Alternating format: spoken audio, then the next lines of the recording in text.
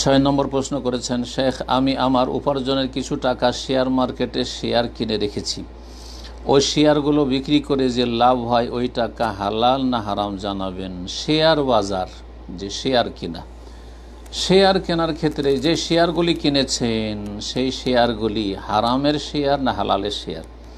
যে প্রতিষ্ঠানের শেয়ার কিনেছেন সেই প্রতিষ্ঠান হারাম ব্যবসা করে না হালাল ব্যবসা করে, সুদমুক্ত আছে কি না, তারপরে তারা যে প্রতিষ্ঠান কোম্পানি তার প্রোডাকশানগুলি হালাল না হারাম। এখন শুকুর গোস্তের কোম্পানি, কুকুর গোস্তের কোম্পানি হলে তার জায়েজ হবে না।